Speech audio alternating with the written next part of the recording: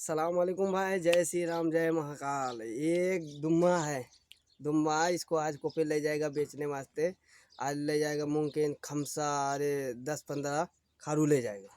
इसको खारू बोलते हैं, अरबी में बोलते हैं इसको खारू, और का नाम हिंदी में बोलते हैं भेड़ा। भेड़ा इसको बोलते हैं। ये देखो भाई कैसा मार रहा है। इसको सबको ले जाएगा, आज बेचेगा।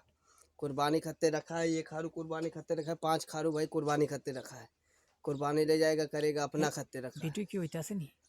अपने वास्ते रखा है कुपिल, और ये और जितने ये बाल कटा हुआ है भाई उतने को ले जाएगा। अरबी में बोलते हैं पोसम, इसको बोलते हैं। अब बोल ले। দর্শক, তোমরা তো রামের কথা বুঝলা, আমাদের কথা বুঝো। এরই কুরবানি দিব, এরই কুরবানি দেব।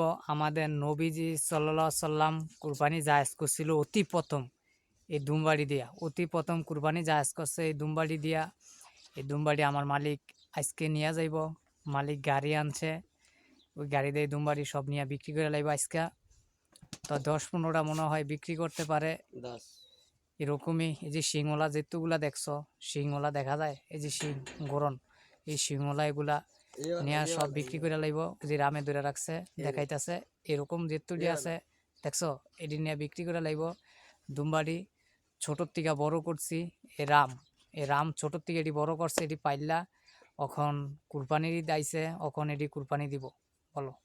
हाँ भाई, इसको ले जाएगा, आज ले जाएगा, इसको बिक्री करेगा। बिक्री करे के बाद में फिर ये बाल नहीं कटा है जिसका जिसका ले जाएगा, कुर्बानी करेगा। कुर्बानी करे के बाद में फिर इंशाल्लाह फिर आएगा बच्चा ठंडी में। फिर इंशाल्लाह बच्चा फिर होएगा, फिर बिक्री करेगा, फिर वीडियो बना के। लेकिन भाई लाइक सपोर्ट करना यार ज़रूर से भाई। लाइक नहीं करते हो यार, लाइक कमेंट सपोर्ट करो यार। गरीबों लोगों को करो ना भाई यार सपोर्ट।